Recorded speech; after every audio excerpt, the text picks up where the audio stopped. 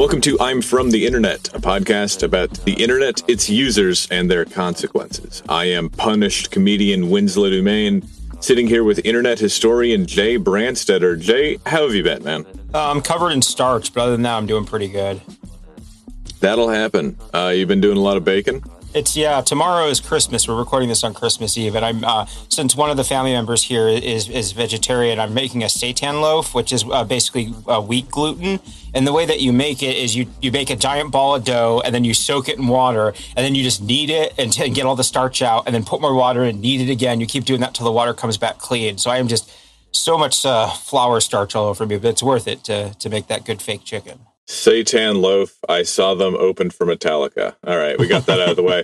That sounds good, man. Yeah, my roommate's been doing a lot of baking too, and he's pretty good. He made Mexican hot chocolate cookies, which sounds dope because I like all of those words, but there's like a noticeable amount of cayenne pepper in the cookie, and so like. Just first thing in the morning, there's like a hunk of cookie left on the table. And so I eat that with my coffee and I'm like, oh, wow. No, this is like very much just like straight spice in my mouth, right? First thing in the morning, which is not what I was expecting. So I'm having to adjust to that tingle. Yeah. But yeah, it's we're trying to get into the holiday cheer. I have absolutely nothing to say to back that up. But yeah, tomorrow's Christmas. Normally I would be in Albuquerque with my brother, or at least in Omaha, but my mom bred the dog, and so the dog's having puppies. My mom wouldn't be in Albuquerque, so we just, as a family, canceled Christmas. All the gifts that I bought for people, I'm just, we're not doing Christmas, so I'm here in Chicago. It is what it is. I'll have a good time here. It's fine. But you've been doing some Santa-like stuff recently. You've been preparing to deliver a lot of gifts. Jesus Christ. Yeah. Okay. It's just such a litany of nightmares over here. I'm trying to not have a panic attack about this, but okay. Okay. For if this is your first time listening to this fucking show, hi, how are you? I made a game. I put it on Kickstarter. It was relatively successful. I got like $85,000 of backing for it, and I'm printing 3,000 copies of the game. Fine. It has been an unbelievable nightmare getting it to where it is, with months and months and months of delays because of a billion different things. And then, so I ordered the game. I ordered 3,000 copies. That's 18,000 pounds of product being shipped to me. And like, what you need to know about that is that, like, imagine at any point in time, a $40,000 product that weighs, approximately as much as 9 cars is delivered somewhere in the city. And I travel for a living. And so I need to figure out like where I'm going to be for when this is going to arrive, because they like the when you call a plumber, he's like, I'll be there somewhere between 8 and 5. You know what I mean? I talked to the logistics guy and he's like, yeah, it'll be there. Generally speaking, we'll know a little bit more as we get close to it, but between 5 and 8 weeks is what the delivery window is. And it's like, oh, well, that places that gap through all of February, where I have 3 consecutive weeks of shows where I'm going to be all over the country. And so, like, if he tells me, hey, it's actually going to be arriving tomorrow, I could be in Charlotte, fucked. And so I just, I have no way of knowing what to do. So the game is on its way. So I place an order for the packaging through Uline, right? I buy $4,000 of boxes and envelopes and everything. And I go to Uline, drive out there. It's a big ass warehouse. And the guy's just like, oh yeah, no, this for sure won't fit in your car or multiple cars. You'd have to make like 5 or 6 trips back and forth. So I was like, okay, good to know. I should have known this. That was my bad. I took what I could, and I had the rest of it shipped to me. The very next morning, I get a delivery to my storage unit of about 1,800 pounds of cardboard boxes and 2 rolls of bubble wrap that, I am not exaggerating, are so big that you couldn't put it in this room with me. They are enormous rolls of bubble wrap. So I just had to race out there, move that shit into the storage unit. The lift gate, I didn't realize was spring loaded, and it just smashed my leg. So I'm walking with a limp now. Oh, that sucks.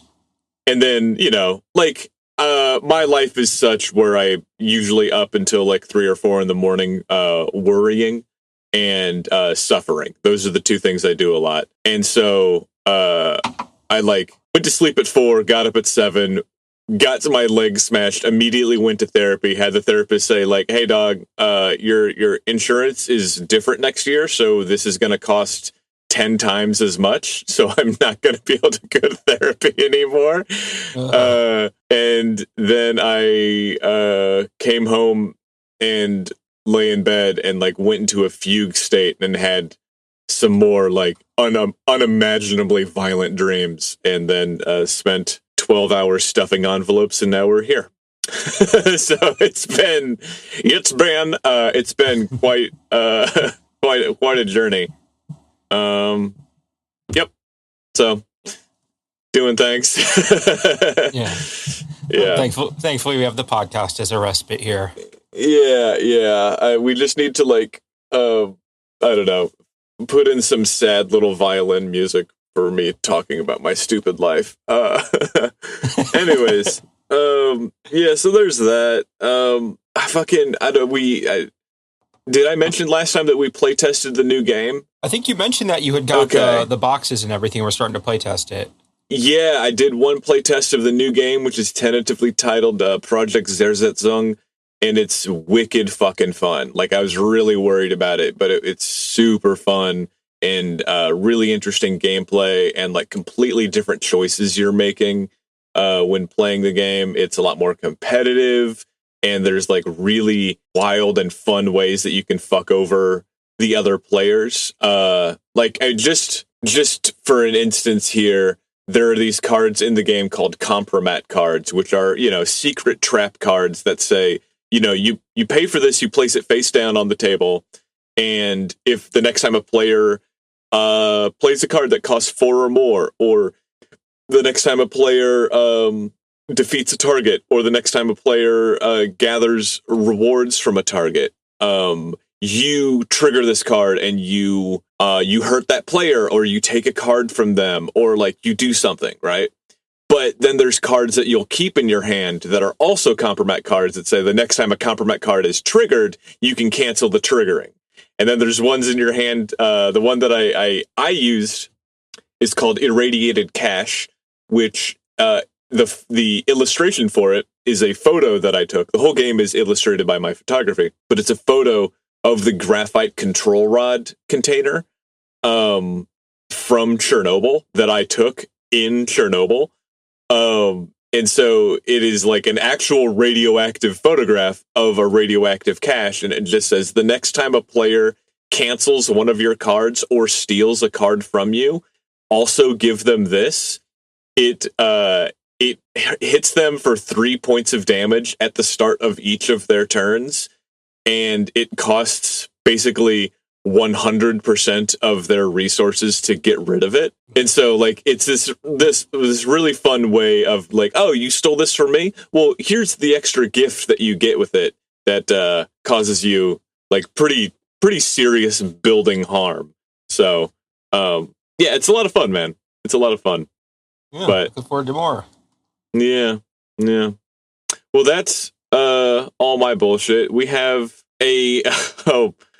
we have an episode lined up here that I know a little bit about, and I can't remember the interesting twist in this one, so I'm very interested to find out exactly why we should hate this individual.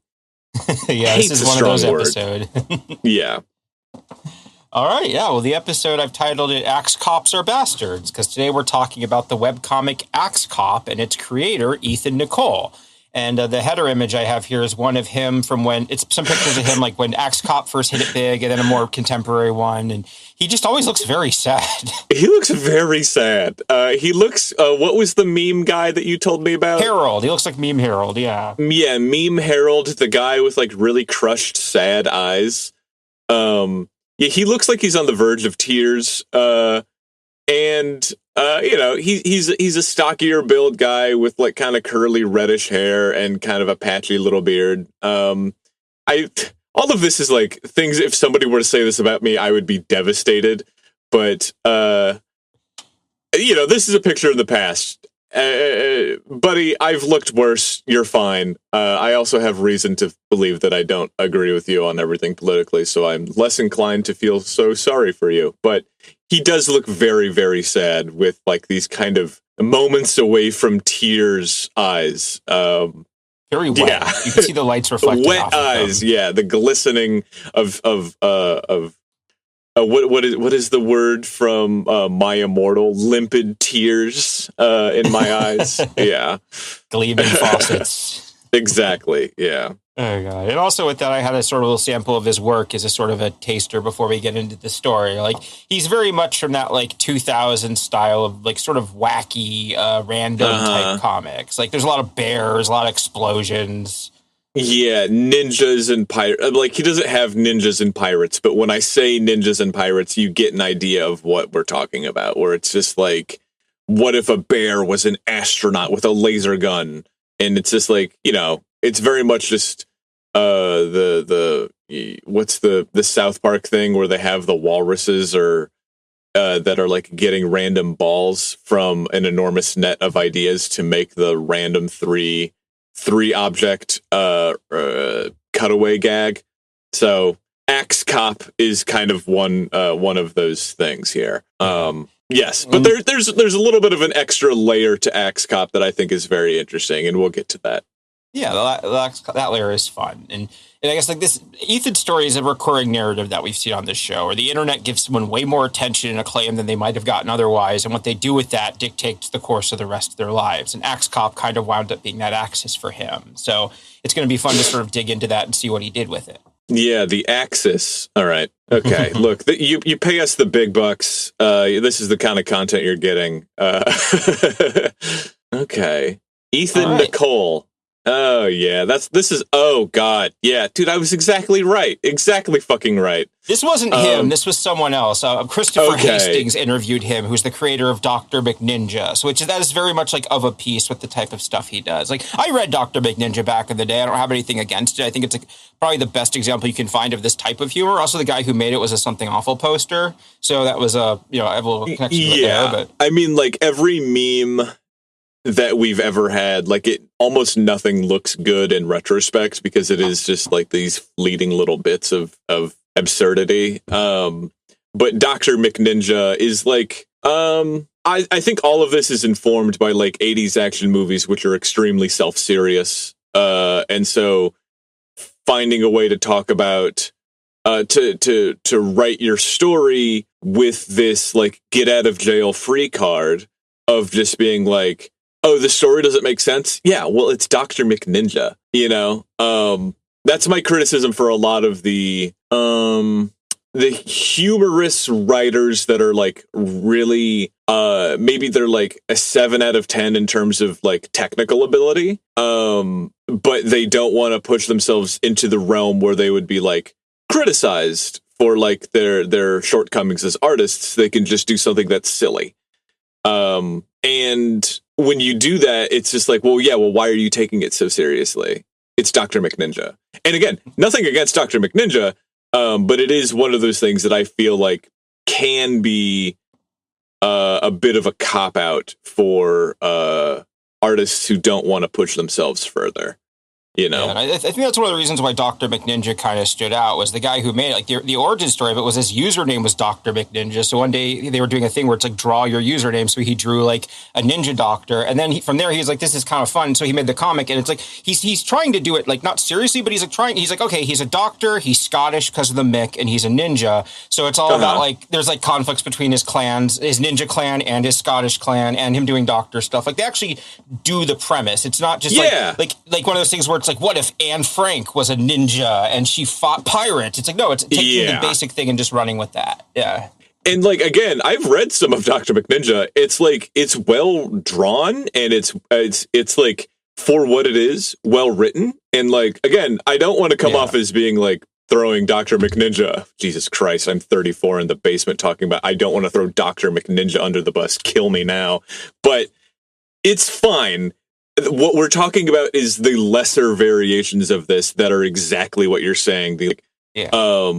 What if Anne Frank was a psychic pirate? It's like, okay, I get it. You just picked a bunch of random stuff, but like, I don't know, man. Did you ever watch Upright Citizens Brigade? I've seen some of their sketches on YouTube, like the Ass Pennies and stuff. Okay. Ass Pennies is really funny as a standalone sketch, but I don't know. Okay, stop me if you already know this and I'm preaching to the choir. I'm going to get some of this wrong, maybe, but in improv, there's a style of improv called the Herald, where it's like you pick a bunch of ideas from the audience, you do one sketch with one idea, one sketch with another, and then a third with like the last idea, and then the fourth sketch is all of those worlds coming together, and you just tie it up with a bow to the best of your abilities, right? And when it's done well, it is unbelievably good. It is so fucking funny. And so when you watch all of like a full episode of Upright Citizens Brigade, they line up those ideas because they improv them and then they write them to be even tighter and tied up with a bow. It's so good. And it is wacky. And they take these big, crazy ideas. Like one of them was like a very effeminate Unabomber is a kind of he's like a total like gay coded sweetheart who a door-to-door cookie, Girl Scout cookie sales girl comes to his door and he's like, oh, aren't you just a precious little diamond? And like he takes her in and they both talk about like crafting together. And like, yes, gay Unabomber meets precocious Girl Scout cookie girl. That's a wacky idea, but well written. It can be very well. Very, very well done. That's all I'm trying to say is that like you can be wacky, but when it's like you don't explore the ideas and you're just adding more and more and more and more and more to it, it just gets stupid. Yeah, and like we all shallow. love I Think You Should Leave, and one of the sketches in that is Santa Claus making an action movie. Like exactly. Yeah. And like a lot of that is informed by that exact kind of thing of the improv of the past. Because well, we don't need to get into that. When I released, you know what? I don't even want to talk about that. I was at UCB and they asked me for input, and I gave them. I told them about this comedy project I was working on, and they like incorporated me into the whole set, and then like tied it up with a bow in a really funny fucking way. And like good improv is amazing. And then there's the rest of it, but we don't need to get into my opinions on improv. Who gives a fuck? I know what I am. I'm doing a podcast in a basement full of prosthetic legs. I know I'm nothing. Don't worry about that. Don't put that in the comments. Just as empty as the legs. Yeah. And another name that's going to pop up a lot in this and is definitely going to be an episode in the future is Doug Tenapel. He was friends with Ethan and kind of shepherds him through a lot of this journey. So are you familiar with Doug Tenapel at all? No, but I feel like I'm about to be. He's probably the most famous thing. He's the guy who made Earthworm Jim. Like if you're a 90s kid, you probably played the Earthworm Jim video games or watched the cartoons. He had some early YouTube success as well. And then he became like virulently homophobic and transphobic and is now just what? Yeah, Earthworm Jim is problematic now. Oh, God damn it. Earthworm Jim. I I like that one. I like, God, it's, did you ever play, what is it, Metal Slug? Is that the name of the game? Yeah, I played Metal Slug back in the day. Metal Slug is like a billion other games. It's kind of a what would be called like a bullet hell side scroller where you're just it's a 2D map like, Mario, where you're moving around and you have a gun that shoots these big fiery bullets, and then you're fighting tanks that are filling the screen with bullets, and the core of the game is dodging these like geometric patterns of bullets while also trying to hit the target as many times as you can, right? But by God, man, the sprite work in that game was just amazing. The like really interesting, evocative, living tanks. Like if you can imagine like a turn of the century Disney style jalopy where like every part of the car is alive and it's like the doors are rattling and the windshield wipers are going. It's like that, but it's like a weird World War I/World War II tank where it's like every part of it is rattling and moving and there's all this like rich detail. Earthworm Jim, the game was like that as well, where it's just like lovingly crafted, beautifully written, or not written, but designed, and like they had Modest Mussorgsky's Night on Bald Mountain for one of the games, for one of the levels, and it stuck with me for the rest of my life, and that's why I like Modest Mussorgsky. Yeah, fuck, that sucks. I didn't know that Earthworm Jim was this. Between Doug Tenapel and Tommy Tallarico, Earthworm Jim is pretty cursed, unfortunately. Oh, that sucks. Yeah, Earthworm Jim, it's just, again, very silly. There's like aliens and there's a bee woman, and you play as like a very hunky, yeah, it's a worm finds a set of alien armor and crawls into it and becomes a superhero. Oh, I didn't. He doesn't have a human body in there? You can see he's a worm. He's poking out of the suit. Yeah. He's just like an actual worm. Yeah. Oh, I thought it was the implication was that he was like there was like a dude in there that he just had like a skinny neck. And he was an earthworm, but he also had like human hands, and it was like, oh, interesting. Yeah. Yeah. Anyways, he's apparently future episode on Dougie there. Yeah. Problematic. Okay, so hold on. What is this next part? Okay, so Ethan Nicolle's first big success was in 2008. He had a comic published by Slave Labor Graphics called Chumble Spuzz. And I pulled up some of the covers here. It was a graphic novel published in, I think, 3 parts. Are we just going to roll right past that? Yeah. It's a Calvin and Hobbes reference. I was curious about that, so I looked it up. There's a part where they ask him to define something in his own words, and he just writes a page of gibberish, and one of the pieces of gibberish is Chumble Spuzz. Jay, sweetheart, I'm not talking about Chumble Spuzz. I'm talking about the brand name being called Slave Labor Graphics. I'm so used to that. It didn't even stand out to me. Just like, if you were in the comics in the 2000s, everyone was like, I got a new thing coming out on Slave Labor later this year. Check it out. I mean, like, look, I am not someone who's like, I'm not punching my plurals about this, but, oh God, that's so funny.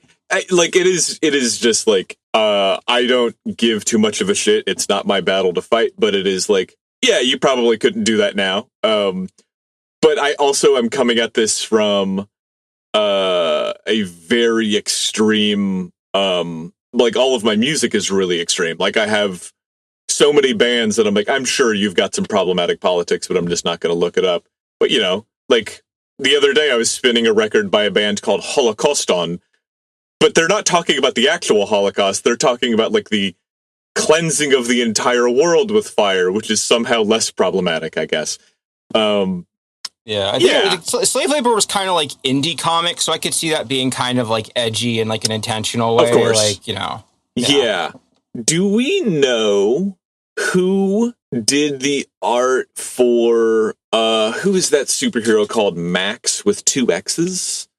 Oh, the Max? The Max.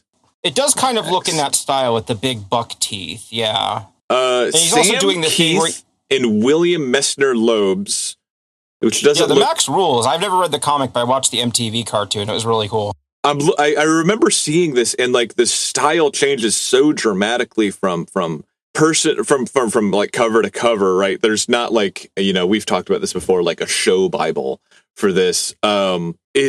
It's one of those things where like I can picture, if you close your eyes and you picture Calvin and Hobbes real life. I can kind of picture a spiky-haired blonde boy and a tall, skinny tiger that is like animated in the style of like Detective Pikachu or whatever, right? Like I can picture that.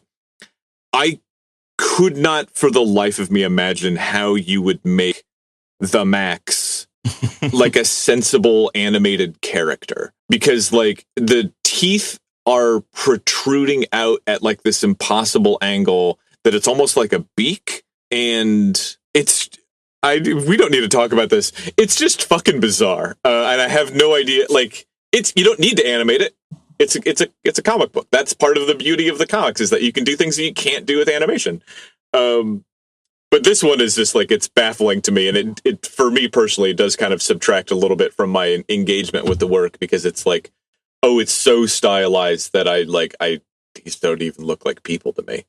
Anyways, it's doing a thing that was really, I think, was pretty common in 2000s indie comics, where you have some characters that are incredibly simplistic and then other ones that are really detailed. So it's like you're flexing that you're capable of doing something more than that, but you're doing it as a stylistic choice. And I get why, but also it does kind of like, I've seen so many comics that look like this over the years, where you got like two really cartoony looking guys, and you have like a super realistic kind of like a SpongeBob close-up type character off to the side, like a pig. Yeah, the premise of Chumble Spuzz is these like two hicks buy a pig that's possessed by the devil, and a monkey priest tries to help them excommunicate,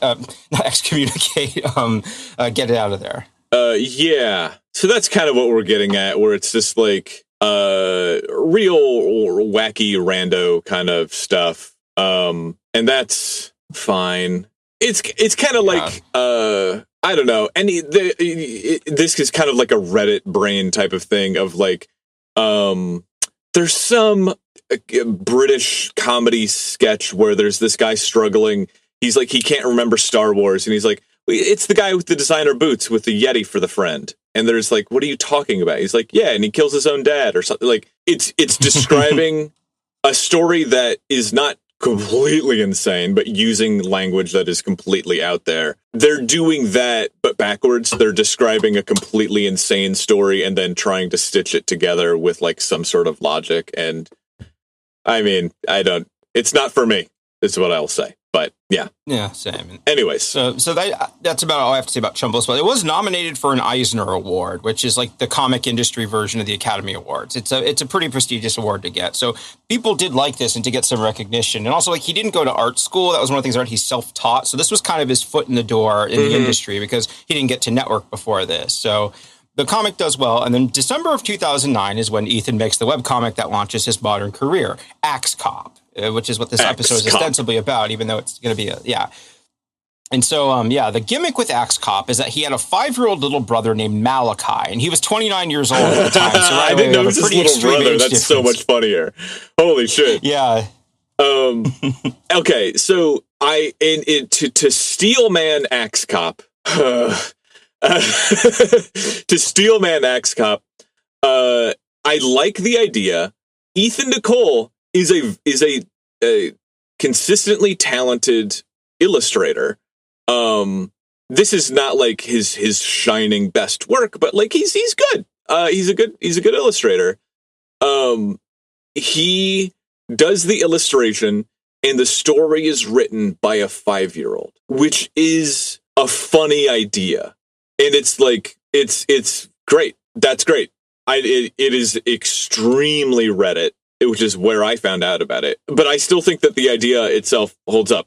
It's great. Yeah, I'm the same way. I thought, like, at first I thought it was pretty funny, and then like it kept going. And I was just like, we'll get more into that later. But yeah, I liked my first exposure to Axe Cop wasn't the comic. It was on YouTube, because people were doing like animatics of it with voiceover or live action reenactment. So that was how I first experienced Axe Cop from there.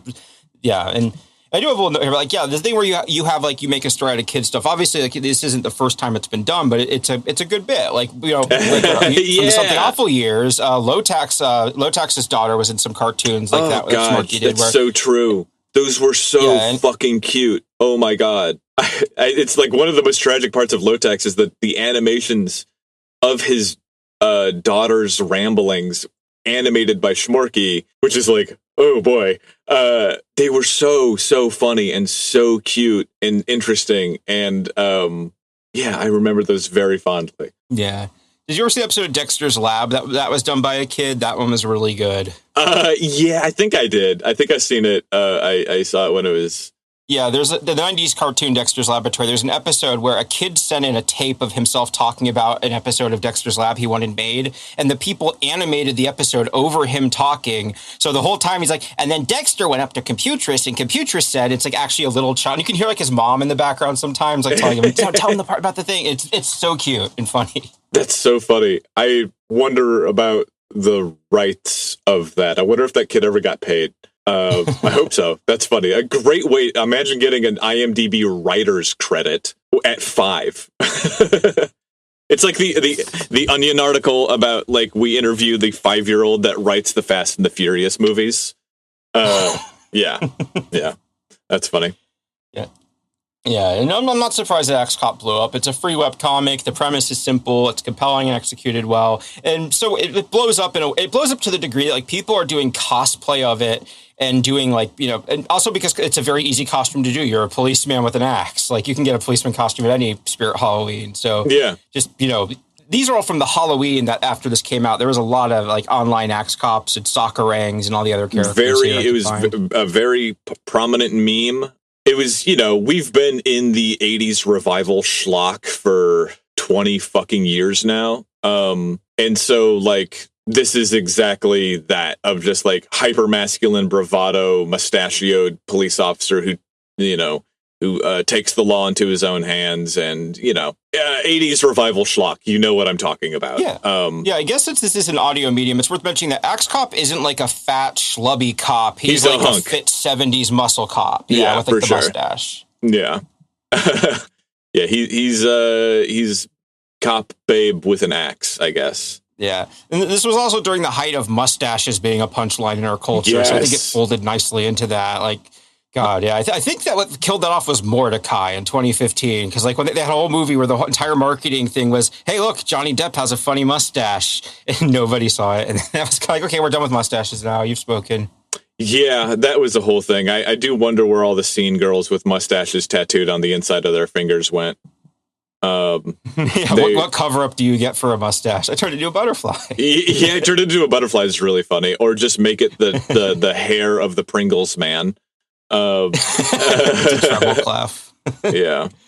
Yeah, and like this did well enough that Dark Horse published an actual print comic version of Axe Cop. So from there, he's in there, and he even got invited to Comic Con. He was a special guest there. He had a booth with Doug Tenapel, and there they are in a special doing the special guest panel with all these people in costume coming up, and there he is off to the side, just looking like he's having fun. Yeah, that's great.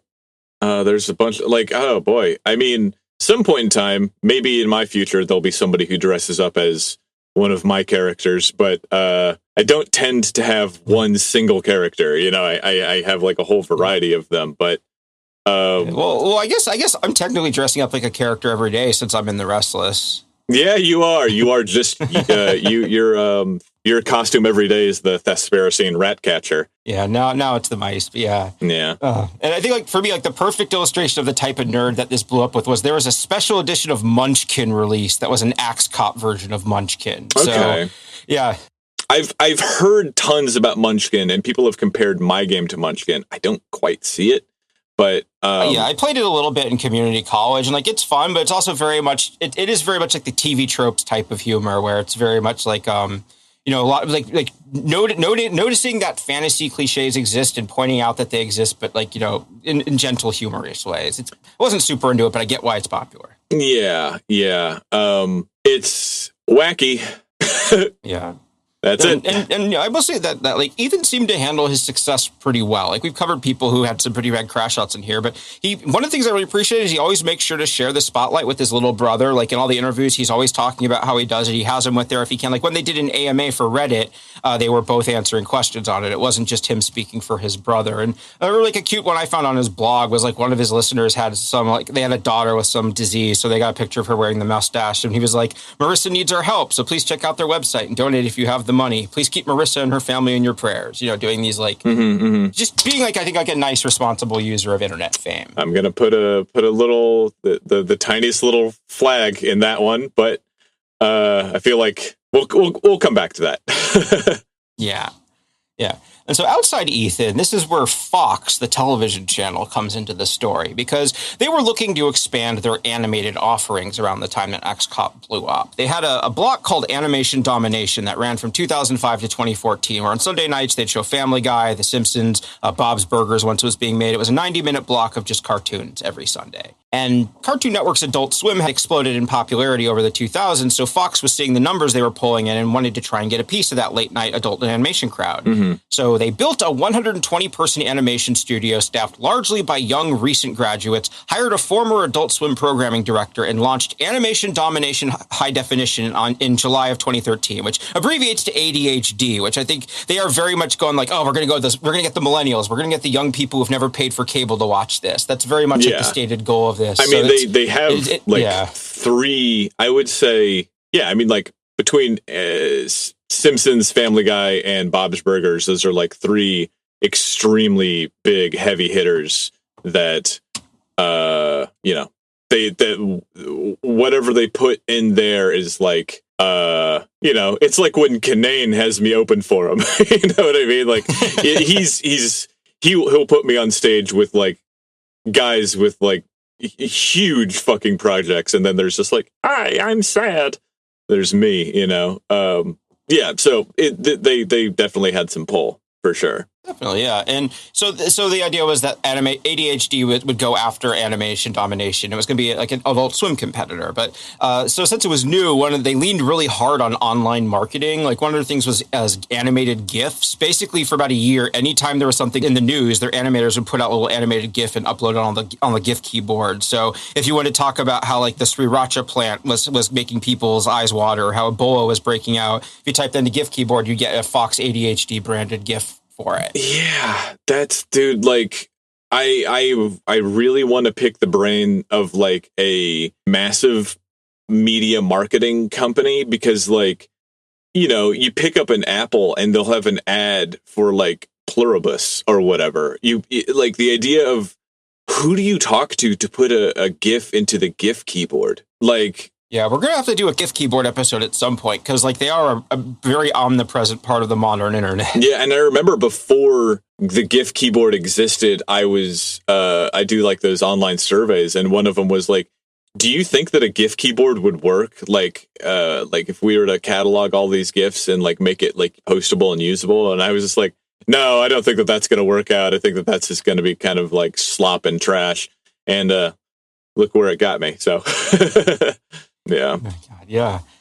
And then, and so they did a good job. They put all their stuff on YouTube, and they did a good job getting YouTube views, but it didn't translate into actual viewers or fans. Like I've done some highlights here. So this is the part where I show you some god awful humor and torture you for a bit. But it's basically Newgrounds humor with a budget and an HR department. It's very disposable. Yeah. Like I think if I had to summarize it in one image, I sent this to you the other day. Oh Jesus Christ! Yeah. Okay. What was online humor in 2013 like? Oh, brutal. It was just like. Very much the age of a joke emerges naturally, and then a brand finds out about it and just like fucks it up so completely. Because like, I mean, you can just tell when a brand shows up like a month late to the joke and does a safe version of it, where it's just like, it's Harlem Shake 90s cartoon edition, and it's just like a 52-second animation of like, what is that, like Recess and Power Rangers, and it's just like a little Harlem Shake video, which is like, Jesus Christ. That was old the minute it went off. And then the next one is just called Bacon Sex. Oh, God. Yeah, Bacon Sex, all caps. That's Kill me now. 2013. I can't imagine someone clicking that link. Yeah, all their stuff, all their shorts that they made were just kind of mashups. It was like, take an existing thing and make it edgy, or take an existing thing and be silly with it. Like, I just did a sampler, like, Pikachu gets Pokemon rabies, 13 million views. My Little Cowboys, where it's My Little Pony, but they're cowboys.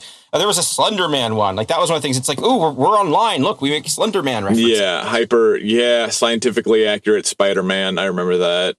Yeah, those were the ones that those ones actually did blow up and make the rounds. I remember seeing people post them. I'm not a fan of them, but I get why they were big. Yeah, God, no thanks. Yeah. And so they also needed actual shows along with all these shorts and such. So they greenlighted 3 shows. There was a parody of Archie called High School USA, Untitled Lucas Brothers Project, and Axe Cop was the 3rd thing that they announced as part of this. So Axe Cop is getting a TV show to be kind of the anchor of this new Adult Swim competitor. How long was it a comic before he had this? The comic started in 2009, and this is 2013 when this premieres. So it was it had been running for a couple of years at that point too. When it started, his little brother was 9 years old at that point. He'd been 4 years. Yeah, well, yeah. Now he's fucking 9 now, so he's going to start to like watch. It'd be great if like Axe Cop starts to like reflect a 9-year-old becoming like right-wing radicalized by YouTube. Incel Axe Cop. It is kind of like impossible to just like capture that lightning in a bottle and keep it there. Because, at some point Malachi is then going to be putting on like a pantomime of what he thinks a 5-year-old should be saying. And, it kind of loses its tone, I would say, after a while. Yeah, and also he has a lot more experience writing now. It's like he has his own voice and style and everything, even as a 9-year-old by those standards. So it's like, it's not going to be the same thing. And even in the interviews I read, they did talk about like, this might just be something that this has a time limit on it. Once he's an adult, it's not going to be interesting anymore. And, Interesting. So they were aware of the fact that like that it was him being a kid was a part of it, and them working with it and being like. But the TV show is a little different because now it's being adapted for TV. Yeah, the people who worked on it was developed by some American Dad people, and Matt Silverstein and Dave Jesser from Drawn Together were the executive producers and showrunners. So we got Drawn Together talent on this. Yeah, people hated Drawn Together. I didn't. It was like excruciatingly edgy, but like it wasn't like. I mean, I know that you and I might disagree on this, but. I think like Big Mouth is like completely intolerable. But like Drawn Together just never like was people fucking despised that show. I remember it being like a sticking point on Something Awful of just like how much people hated that show. So yeah, I never really cared either way about it, but I mean at least they got somebody from American Dad. So yeah. Yeah, and so you have these TV writers who are working with Ethan and Malachi, and they're trying to make like a mass market version of this thing, and it still follows like a 3-act structure. Like I found here's a summary. If you want to read this summary of an Axe Cop episode, I think this is a good example of like how different the show is from the comic. Axe Cop's birthday, which he's celebrating all month, starts off badly when he inadvertently kills some good mermen whose smiles he mistook for evil smiles while at the beach.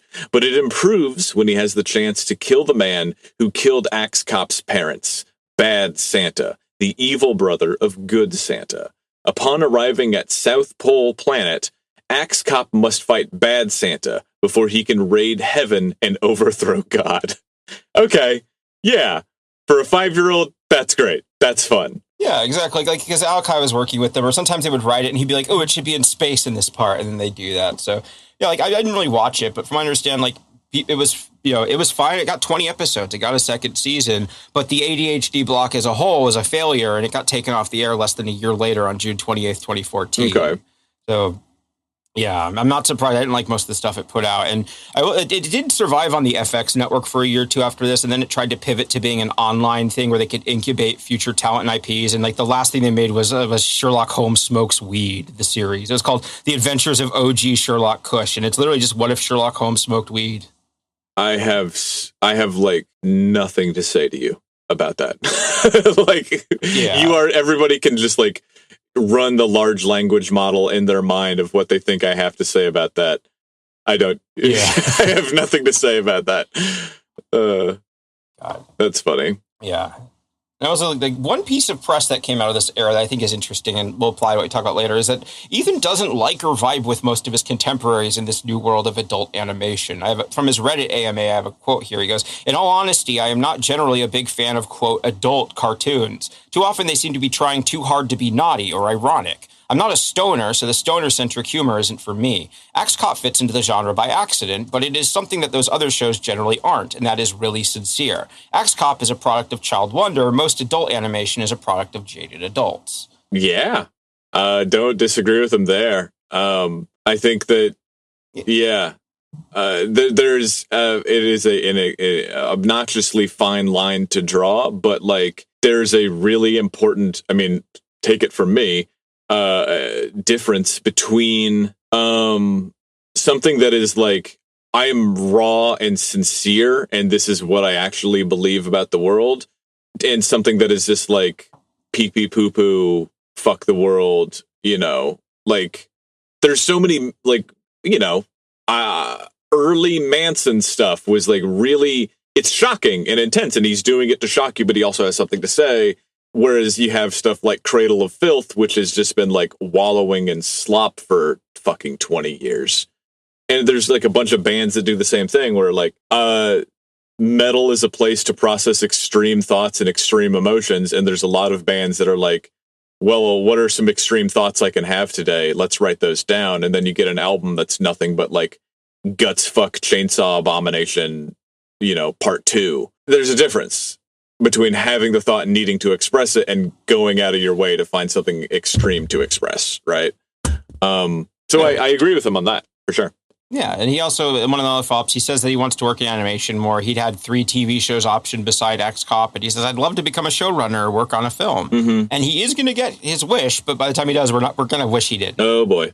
After X-Cop, he had a follow-up webcomic called Bearmageddon that wasn't as popular, but it did find an audience. It went on for a few years where it's just, there's all these genetically enhanced bears causing havoc. Like, there's a flying squirrel bear that can fly. There's an octopus bear. It's very like a zombie thing, but with bears, basically. Yeah, again, this is, it's funny because it's like, this is not part of the, I don't know. It's like an invisible pattern that you can see here where it's like, ninjas, pirates, zombies, or like those are the big 3 things that you could write about. What do you want to say in like the early 2000s, right? Where like there's bacon, ninjas, pirates, zombies.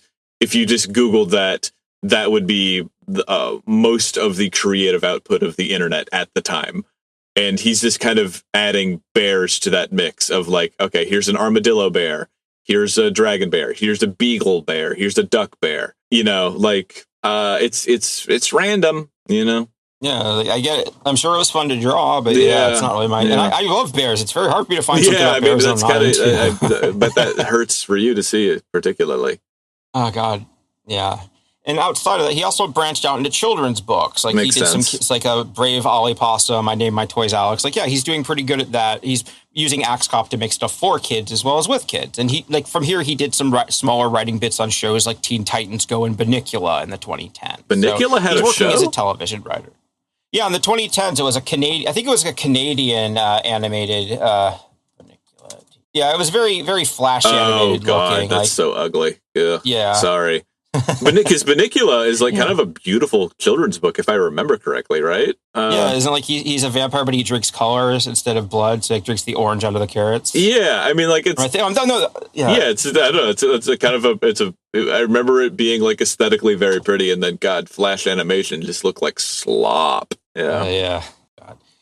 And then, so in 2014, he works on the Netflix version of VeggieTales as a writer, with his friend Doug Tenapel being the executive producer. Boy. And Ethan's the credited writer on all 42 episodes of VeggieTales in the House on Netflix. So this is where he's finally doing like a whole series. Oh, God. Yeah. I mean, VeggieTales, where do I begin? If you are somehow unfamiliar with VeggieTales, it's an explicitly Christian cartoon series where they talk about the parables of the Bible and the stories of the Bible, but they're illustrated with vegetables.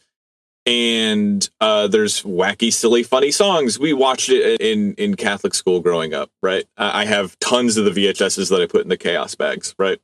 The storyline of the it's about vegetables telling you about the Bible, but in retrospect, it's really funny that the original creator of the show is actually somewhat left-leaning in terms of his personal politics and is like very much not a MAGA guy. Yeah, like Bob the Tomato is at Black Lives Matter protests. Yeah, okay, yeah. And so part of their show Bible, which is very apropos, is that if you are having somebody else write VeggieTales, one of the things you need to remember is that the vegetables never say that God loves us. The vegetable says that God loves you, because in the quote of the Bible there, the vegetables do not have a redemptive relationship with Christ. And I think that that's really funny that like he specifically says like human beings have souls. A tomato does not. Do not depict the tomato as having a soul, because he is a true believer. He's just illustrating the Bible to kids through vegetables. And like, I hold the Bible in nothing but contempt, but I do think that is, you do have to hand it to him. That's pretty funny, and it's consistent. So, not upset with the VeggieTales guy.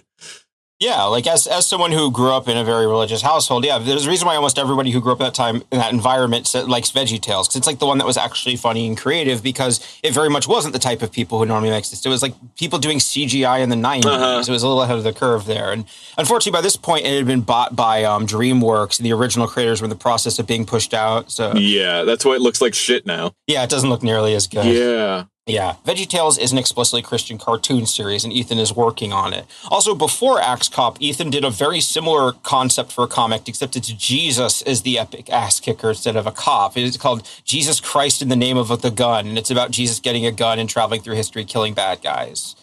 Yeah. Freaking hilarious, says Ain't It Cool News? Yep. I can imagine this being a funny parody of what Republicans think Jesus was. But I can also think that this is deeply blasphemous to those exact same Republicans now. I don't think that this is as ironic as I would look at this and think that it's an ironic joke about like the warlike Republicans using Jesus as a sword to harm migrants and stuff. I don't think that he sees it that way.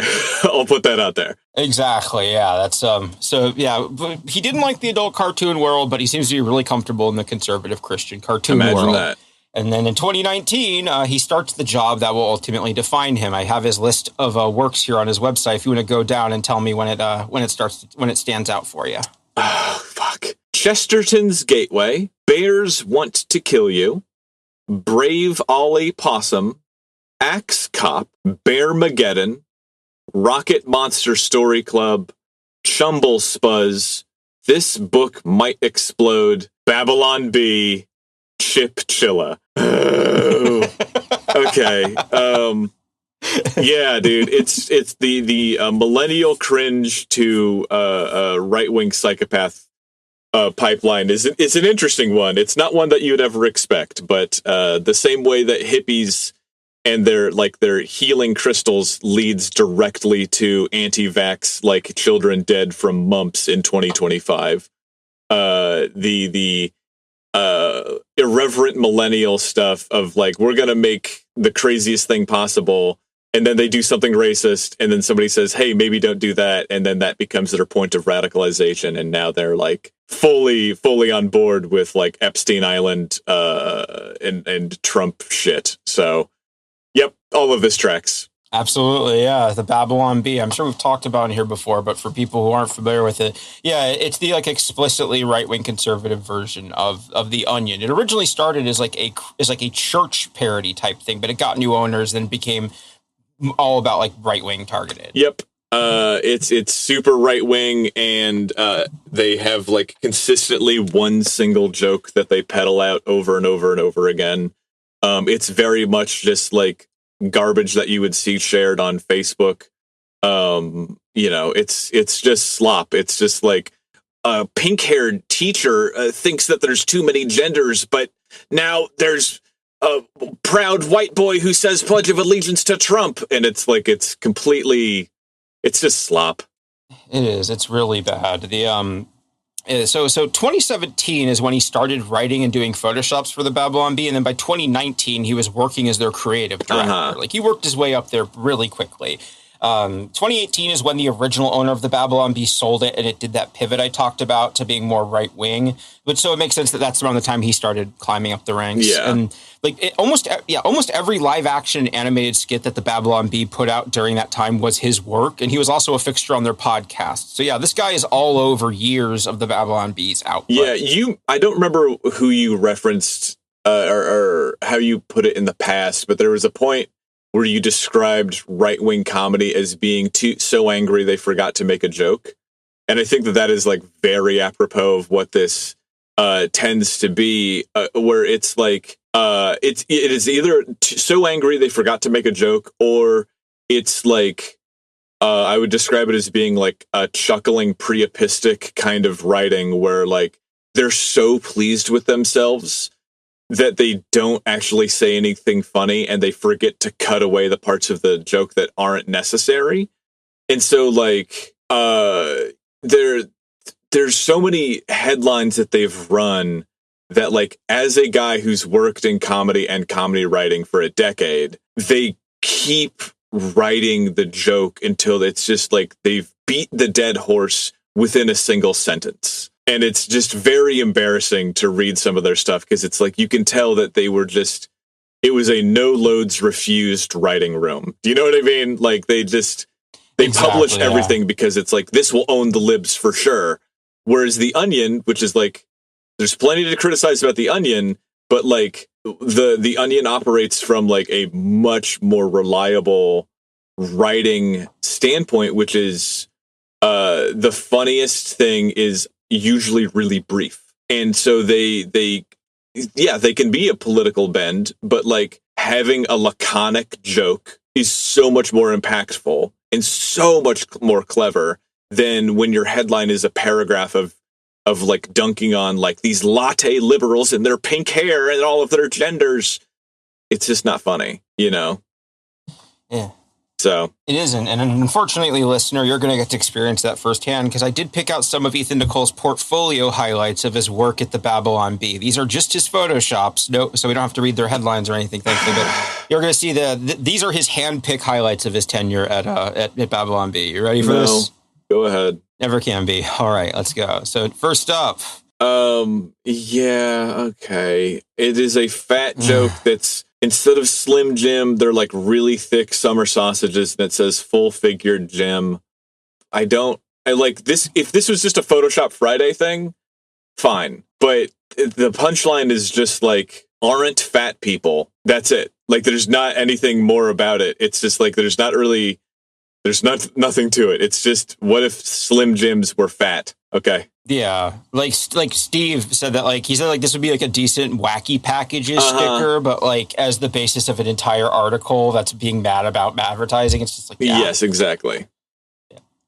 And then more in line with what we think of when we think of the Babylon Bee, the white privilege latte from Starbucks. Yeah, comes with a free 3-hour lecture from one of our baristas on social progress. Try all 3 flavors: disgrace, shame, regret. Yes, there are instances in the past 20 years of like, wet behind the ears activists like pressing their fingers in people's chests saying, you should feel bad for being born white, which I don't agree with. Like, I don't think I should feel bad for things I can't control.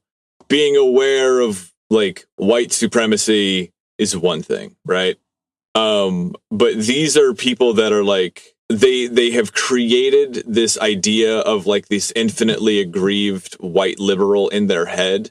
And so like the straw man that they're constantly knocking down refers to a kind of a creature that doesn't exist. I have been around the most like lily white, genderless, pink-haired individuals for years, like half of my friends are non-binary, and like I know these people, and I have had very frustrating conversations with people who are so far to the left that you can't really talk to them about anything without them telling you why you should feel bad about it. But even those people are not like as lily white and as pathetic as the caricatures that they're trying to knock down. Like it's just they don't, the Republicans that make this stuff don't actually have, they don't actually go out and own the libs. And so they make memes about owning the libs that they share to other guys who are like also making videos in their trucks. It's just real sad. It doesn't exist. It is, yeah. It makes me think of like the first episode of The Sopranos when he goes to the therapist. He's like, what's with that picture? It's a trick. You put that picture to make people feel bad. It's like, if the idea of white privilege makes you feel disgrace and shame and regret, nobody, like most people, very few people are actually asking that. It sounds like something you should be talking about with a therapist instead of making everyone else's problem. Yeah, but that's gay. Going to a therapist is gay. Take it from me. My therapist is always making me gay. But, you know, it's just cringe, man. It is, yeah. Yeah, okay. And then this is a superhero that is, it's in his style. And he's like a very fucking built superhero with a purple cape and light blue and huge biceps and a big cross and a utility belt that probably has like Bibles and Passion and Purity, Dobson. Looks like a bunch of like obscure religious texts. Yeah, and he's Captain Abstinence, and he says modest is hottest, and he's got a big powerful ring that's got a cross and an A in it for A for abstinence. And it's like, I get that you're trying to like, the thing about the parody is that, yes, but this is what you actually believe. Like, it doesn't really work when you see a Republican like shit poster making stuff about like how Trump is like this a golden god of like pure sex appeal and he's a genius, and it's like, yeah, but if I were to push back on that, I would find out that that's not actually satire. This is what you actually believe. Like, you know, you don't need me to tell you that the Babylon Bee hates women and hates the idea of having sex before marriage. That's what they actually believe. So this isn't really satire. It's just like they're trying to make it palatable, but this is what they actually think. Yeah, exactly. Yeah, I think the only one that actually kind of got a smile to me was this one, the Left Behind action figures, where it's just, they're all raptured, so it's just empty boxes. That's a solid joke. Yeah. You know, I read Left Behind when I was growing up. I recognize Irene Steele on there. Okay, yeah. So yeah, it's like action figure boxes that are empty because they're already in heaven. Cool. Yeah. Yeah, and of course he used XCOP to try and promote the Babylon Bee. Like, he was streaming a game based on it with his Twitter handle is still at XCOP, so there's a lot of Babylon Bee stuff like going at XCOP on there. It's just, yeah, very unsavory. Yeah, why is the most interesting part about this? Whether, I guess he still retains the rights to XCOP, but I would have thought that he would have signed over some sort of privileges to Fox. Yeah, that was actually one of the reasons why he did the ADHD thing, is other networks had approached him, but he wanted to keep the rights to it. So that's why, because it was like a new network. Then they were probably like, okay, we'll let you keep the rights. So he still owns XCOP, I believe. Yeah. Speaking of which, I need to trademark my next game, but I also don't know if I should do that now or if I should wait until I've got that. I might be, you know, there is a fraction of a % chance that I end up working with a very serious company about making my next game into a video game. And I don't know if I should trademark it now or whatever. I don't know. Whatever. That's just a thought for Winslow. Oh, yeah. Anyways. All right. Yeah. Sure, yeah. And since I'd rather stick my face in an actual beehive than watch Babylon Bee videos, I skipped through to just get some samples of like what his cartoons were like during his time there. They're all suck. The only one that like I found was there's one called Ghostbusters Catch Ghosts That Ruin Progressive Narrative, starring Glenn Beck as Peter Venkman. And these all look like Rick and Morty. Like, that's the thing too, is like they don't even have their own original art. Yeah, they're all just ripping off Rick and Morty, but like cheaper. Yep. And again, just more to your point of like the joke goes on too long to be funny, and they are it's like based on a single play on words, and it's just they're too angry and too political to be funny. It's like, write something funny and then naturally your political beliefs will come out of it, right? Like, generally speaking. But when you go into something of like, we're going to make a ghost busting of they're busting the narrative, and we're going to ruin the progressive narrative by busting it with facts and logic. It's like, okay, so just record a rant in your car and then save yourself the animation budget. Because it's not funny. It's too much. Pump the brakes, you know? The only other note I have about his work from this time is that looking through it, there is a lot of Antifa equals Nazis content, which is adorable in the era of actual literal Nazis in the Republican Party. Like, oh man, remember when they had to pretend that they didn't like those guys? Yeah, well, they still do. They still do. But like, you know, we are in the age of like, I mean, you don't need me to say this, but like, it's crazy how like every hour something happens that would have been a 2-week-long news cycle with like public apologies and like shit happening and like people having to answer for things. But like Empath Chan was at some like huge official Republican function having just done a bunch of crazy blackface stuff.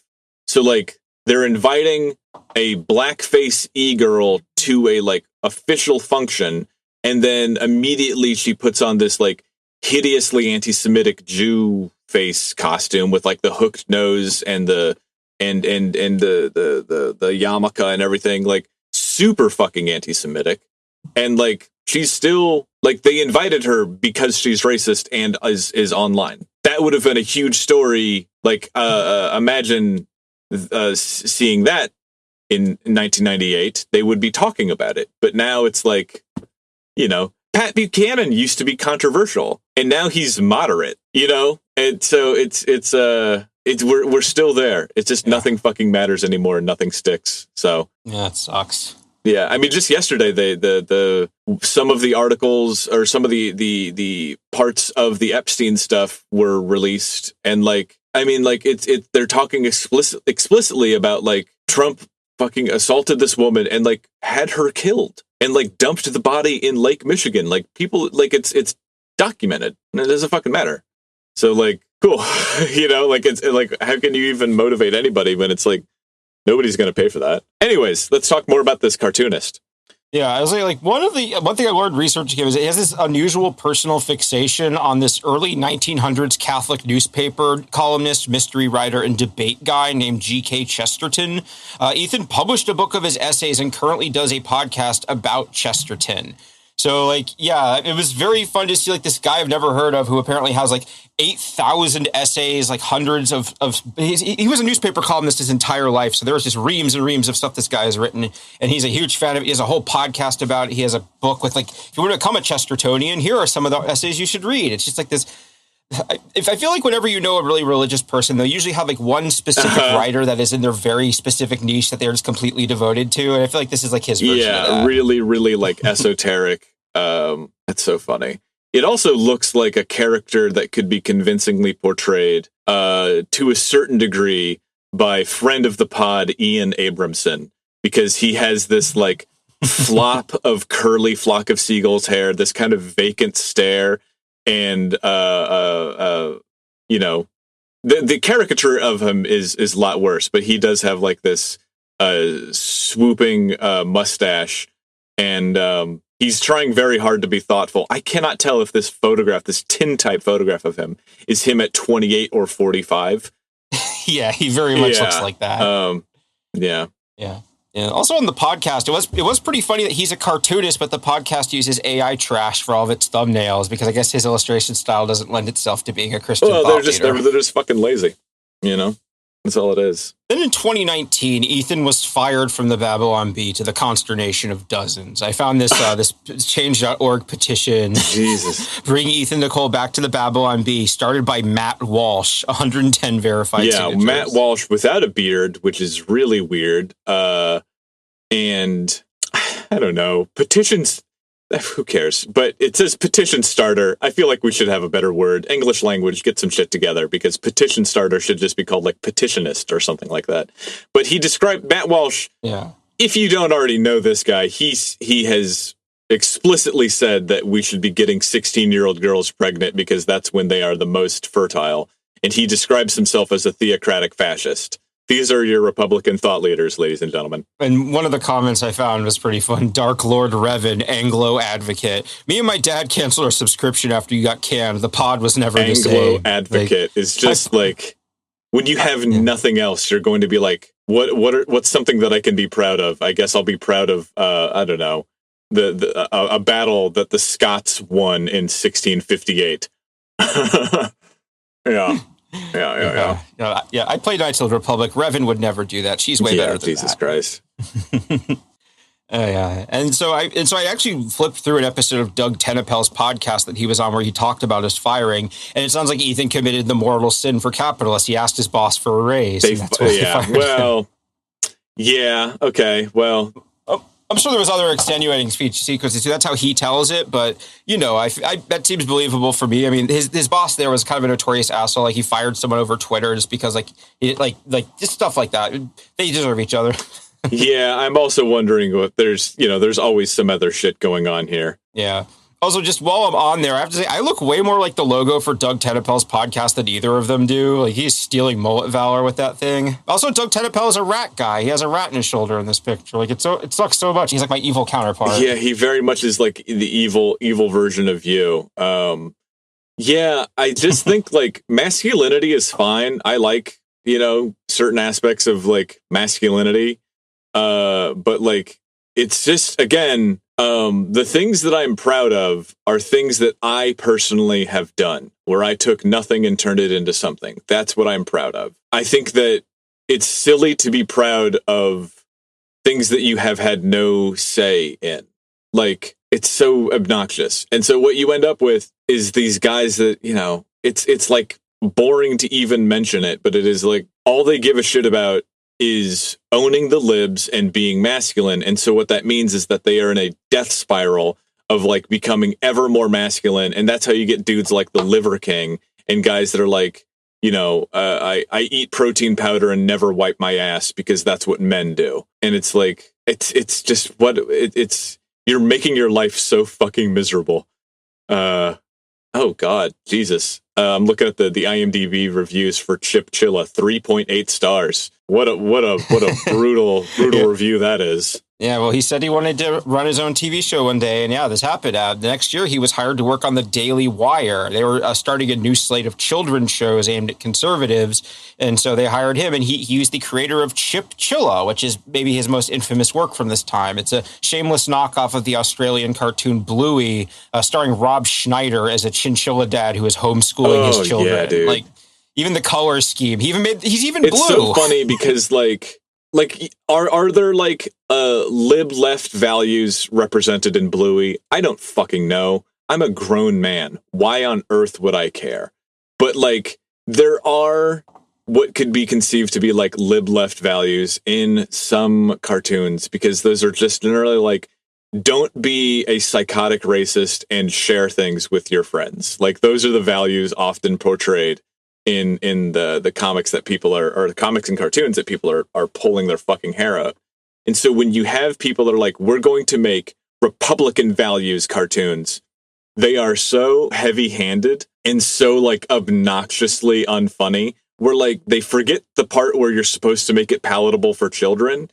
And the whole thing is about like, I want a new toy, but the state says I have to give it to a black homeless person in a wheelchair. And it's like, Jesus Christ, guys, maybe put the gun down and just write a children's show and then put your thoughts into it. You start from an angry point and what you're left with is just like this rant, Yeah, I didn't watch it either, but I did read some articles about it because it did get a lot of coverage at the time. And like one of the things about it is that it isn't super preachy, but it's just more like, it's more of Insidious, where it's like knocking off Bluey, except like from what I've never watched Bluey either, but from what I understand, it's like it's a cartoon where each episode the kids decide to play around and then their dad and mom will play with them. Whereas Chip Chilla, they're being homeschooled, so their dad is like, hey, we should do this. It's like very parent-centered. The mom is a stay-at-home mom who's always in the kitchen. They're not lecturing kids or being preachy, but it's more like kind of like they sort of establishing that this is how things are and this is normal. So then later when they're older, they can presumably watch other programming on Daily Wire. Yeah, there's a reason why it has 3.8 stars out of 10. I should specify. Yeah, this is bad. Yeah. And some of the other stuff that he worked, like his stuff on here, like he worked on stuff like A Wonderful Day with Mabel McKay. Two other shows, Kid Fit Go and Kid Explorer. Their stars are the children of the producer. So I'm starting to doubt the conservative devotion to the meritocracy here.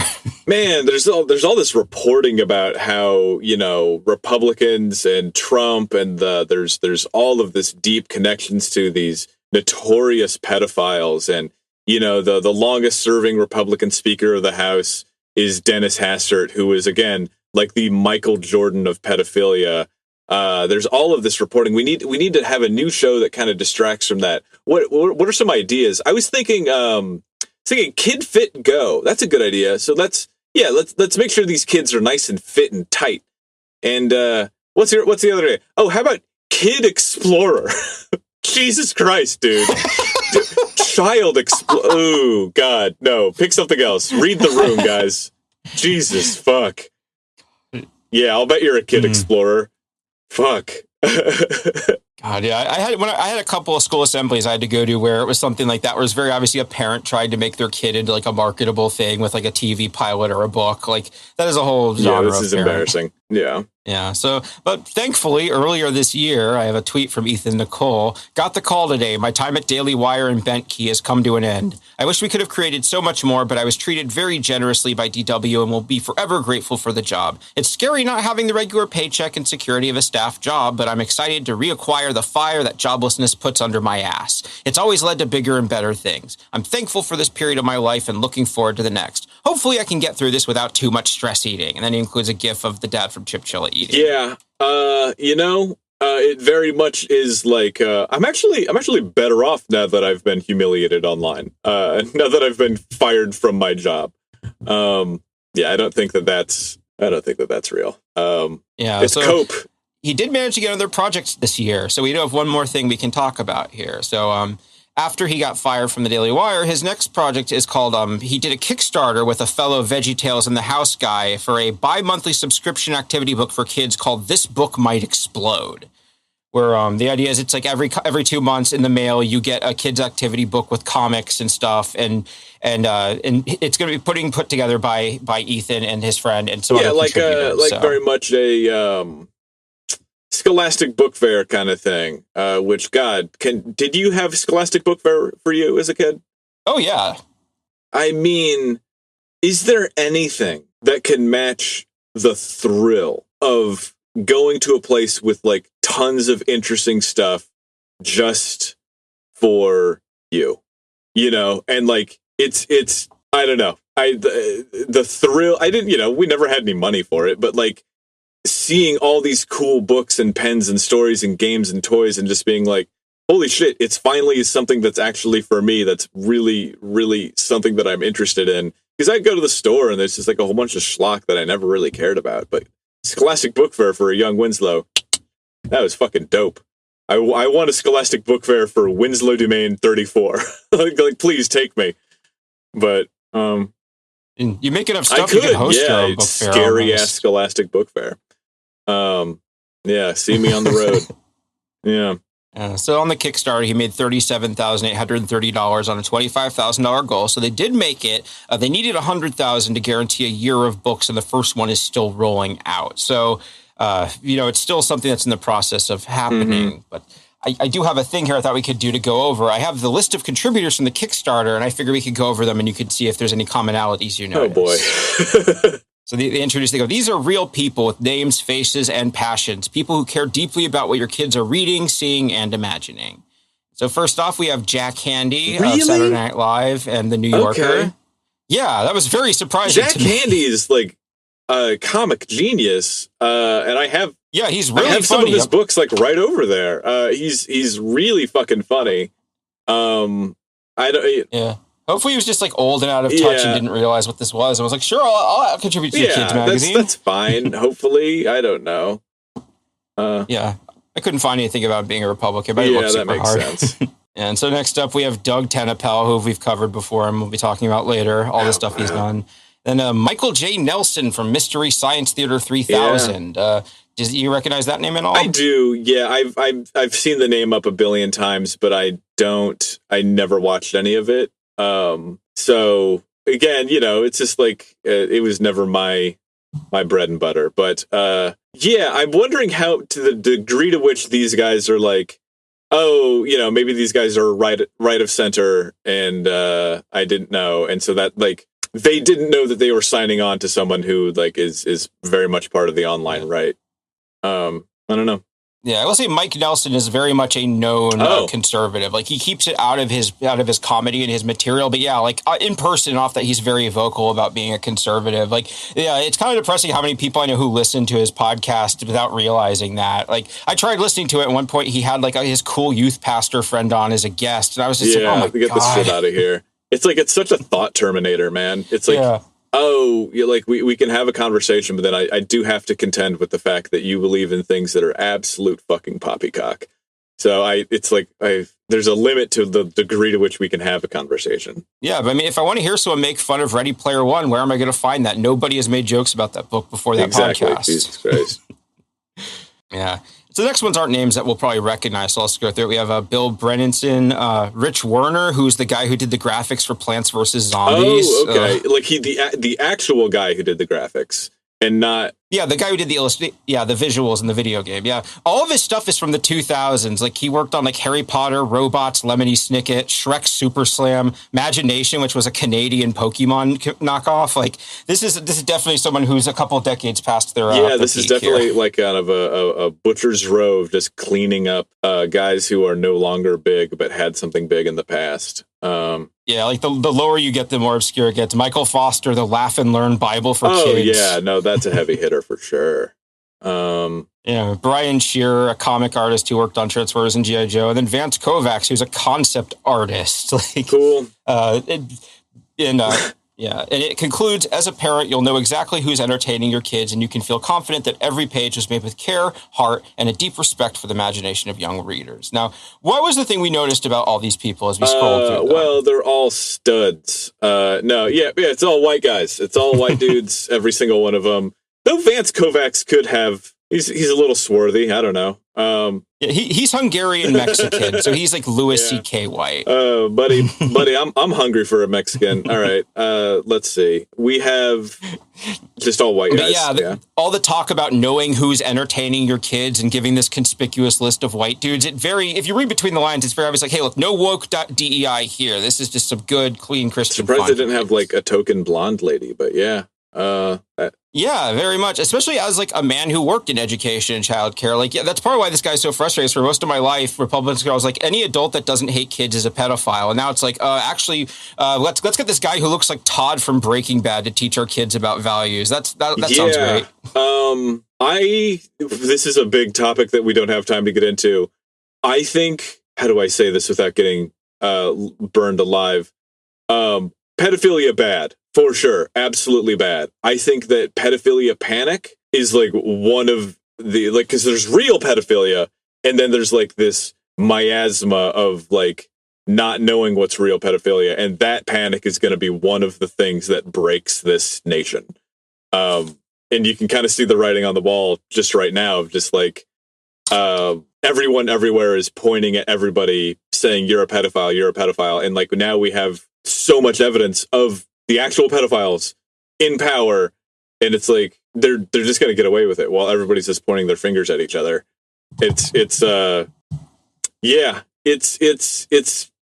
hard to express just the degree to which like there's real problems in the world, and mishandling the solutions of them will make them worse. Yeah, exactly. Like when you see someone who's really upset, it's like, well, should we study what makes people into pedophiles, or if there's any way we can help them, or somebody? No, we shouldn't learn anything about it. They're just like a thing that ambiently occurs, like homeless people. We just get rid of them when they appear. Yeah. Why are you thinking about this? Are you one of them? Yeah, and like, again, I've said it 1,000 times. If you see a guy with one of those shirts that's like "Kill your local pedophile," I'm not saying that guy is necessarily a pedophile. I'm saying that dude has friends with allegations that he says are total bullshit. Like it's all the time. It's every time, Yeah. He wants to kill someone, and a pedophile is the one that he's allowed to say. So exactly. He's, it's that exact shirt. When he takes that off, he puts on his other shirt that says, I listen to canceled artists. I'm like, why were they canceled? Hey, hold on. Ted Nugent. Why was he canceled? David Bowie. Why was he can't like, you know, they're okay with certain pedophiles, but when they say pedophile, they don't mean harmer of children. They mean someone who they think might make their kid gay. That's the real threat of pedophilia, is that they think that it's going to make your kid gay or trans. Yeah, and that's one thing that's so funny about this. Like, if they genuinely believe that there is like an existential threat in education, and this is the best they can come up with to fight it, it's like the war on Christmas. It's been going on for 25 years. Yeah, I think you lost. Lost. Jesus. God, yeah. And of course, I'm not going to read this or buy it, but I flipped through some of this stuff. And I think a perfect encapsulation of the book's vibe is that they have a board game that's just Candyland, except it's epic and manly. Like, literally just the one path where you roll the dice and move through it, except instead of like Candy People, it's all these like badass machine guns and explosions and tanks and submarines and stealth bombers. Yep. It's just, instead of going to Candyland, you're going to the arena. It's so funny because looking at this, I mean, look, man, nobody who's in this episode is going to listen to this or give a fuck what I say, but like, you can really tell that this wasn't made for kids. This was made for like, it's made for adults who think that the kids are also going to be into 80s action movies, but they're not. Like this, you know, you can kind of see how when things are like genuinely made for kids, they're like highly readable and understandable, and like they can understand what I'm supposed to do here. You know, Candyland is already extremely low effort stuff for like 3 and 4 year olds, right?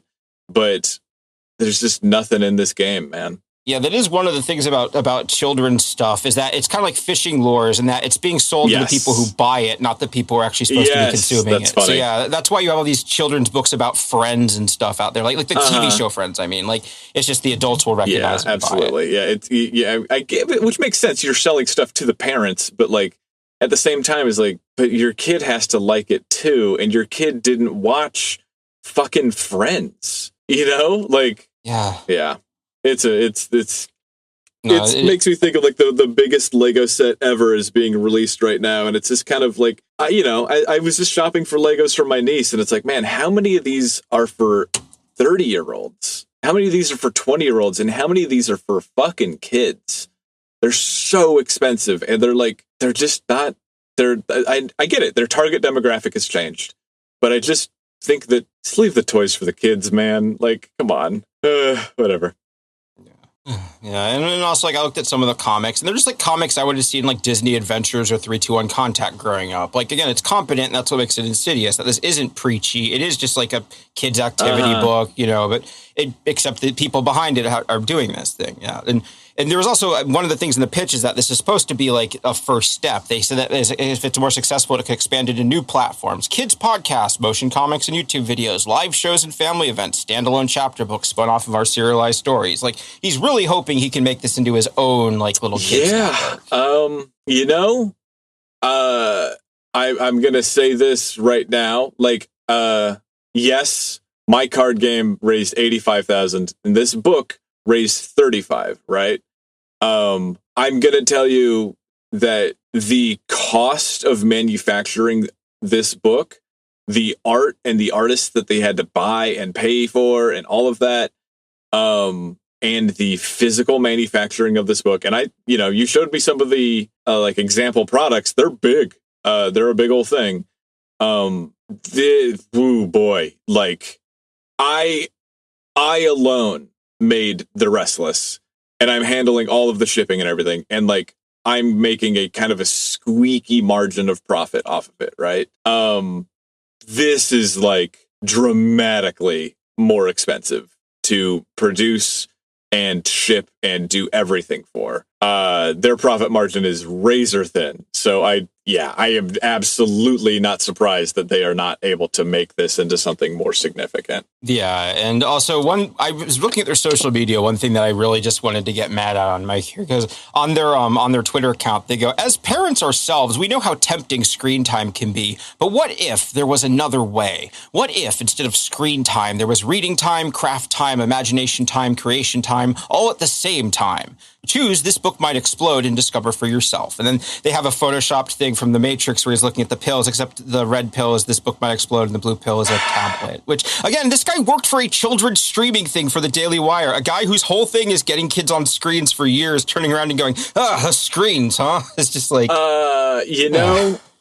This is one of the things that I love and I can respect and also hate at the same time because, yeah, I think getting kids away from screens and getting them into crafting and using their imaginations and creating things, all of that is great. More kids should be reading books and playing with dirt and like doing all that. It's great. It's so much fun. I also had a lot of fun on the computer, but like I had a ton of fun wandering around in the wasteland and like doing that. And then the kicker to this is that the implication here is that this book will red pill your children, which I don't think they literally mean.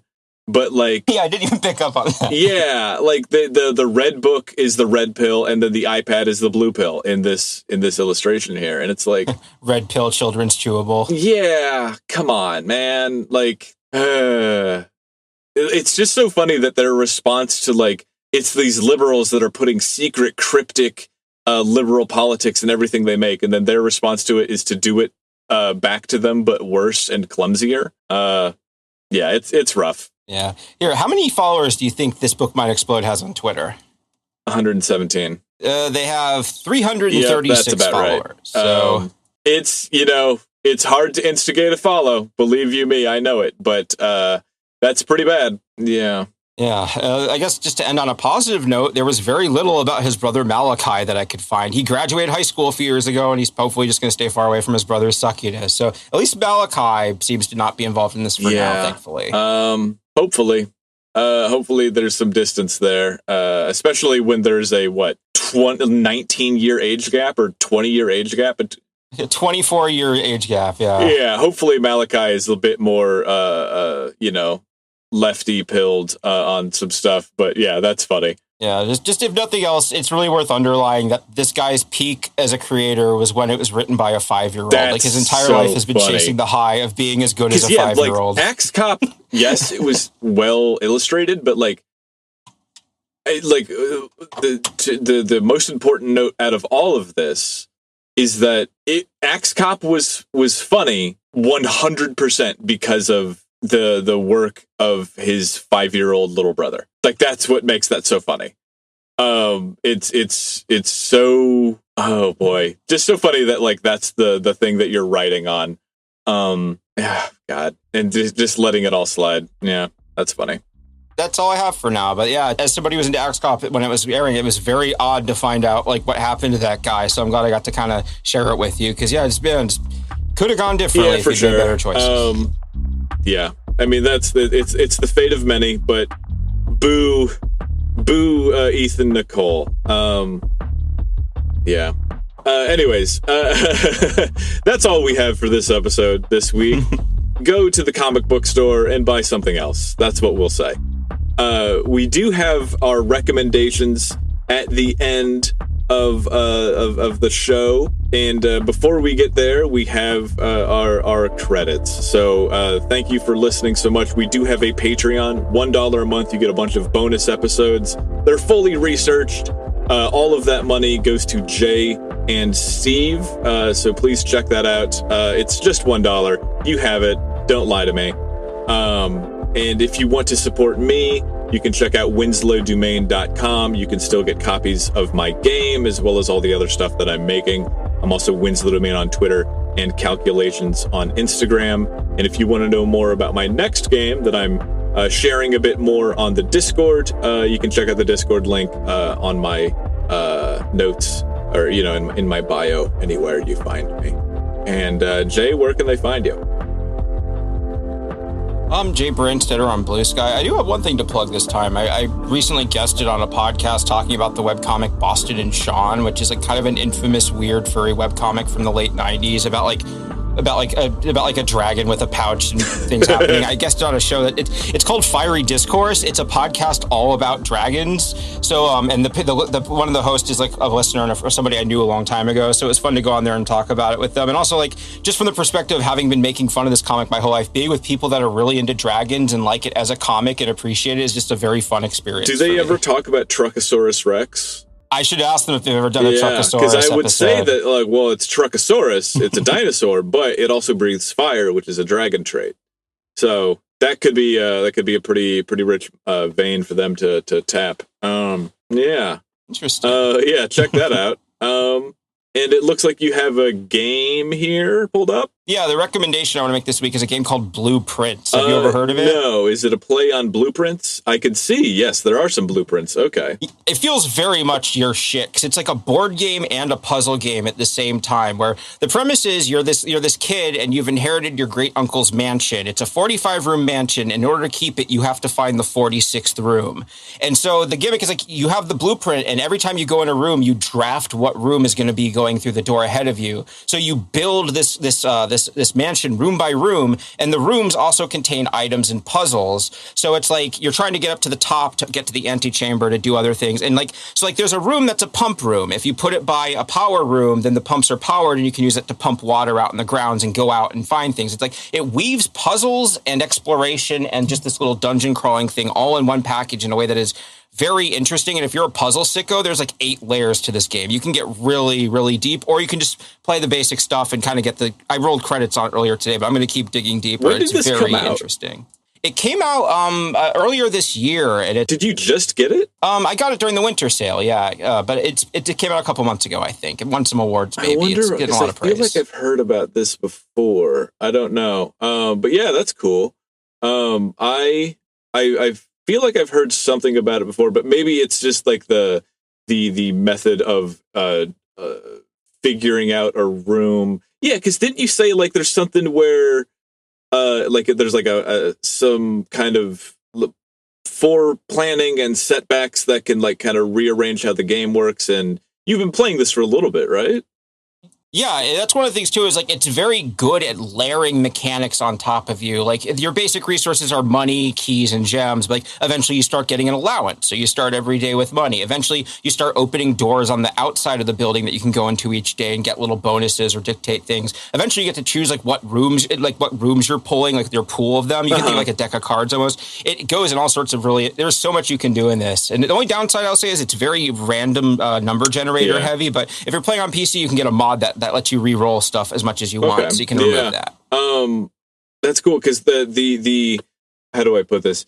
The Restless, my game, winsthedomain.com, is about traveling across functionally like an entire continent. It is like this enormously long metaphorical journey.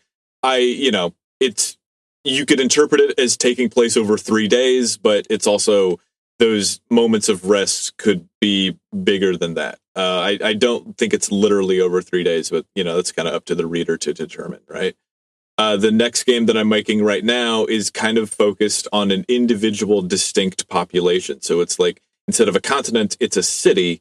And then the one I want to make next is about a town, but I also want to make a game about exploring a single house. And I'm very interested in learning more about how to make detailed room by room interactions in a house that is the size and shape of which is determined by the players. So there's a degree of randomization to it. I also don't want it to be like an enormous labyrinthine mansion. So I'm kind of interested in seeing more games like that. That's cool, man. I'm glad that you finally rolled the credits on that. I know you were having fun with it. As for me, I've kind of been doing the same shit lately because I've been working so much on the new game and also handling the life and moving boxes around and shit. I will say it's not out yet, and I've probably mentioned it before, but it's called Militionnaire. It's Militsioner, Militionnaire. It's put it on your wish list. It's gonna be so fucking good when it comes out. It's so interesting. You play as a single individual who is slated to be. You have to go to court, and you're in some sort of like post-Soviet hamlet, and you need to escape the town on the one train out of town. However, there is a 500-foot tall security guard sitting outside, and his moods affect the weather. And it's really interesting, really evocative interactions, really beautifully done. It's just like you know, there are some games that are really like a love letter to the medium of like, what if we made a game about this really abstract idea that you can't really do with a book or a movie? And the player agency is just very fully realized, and I really like it. It's called Milizionaire. I might be pronouncing it wrong, but highly recommend it. So check it out. But that's all for us. Check out the Patreon. And we'll be back next week, and Merry Christmas and blah, blah, blah. Happy New Year's and all that. We'll be back again next year with more bullshit from your friends at I'm From the Internet.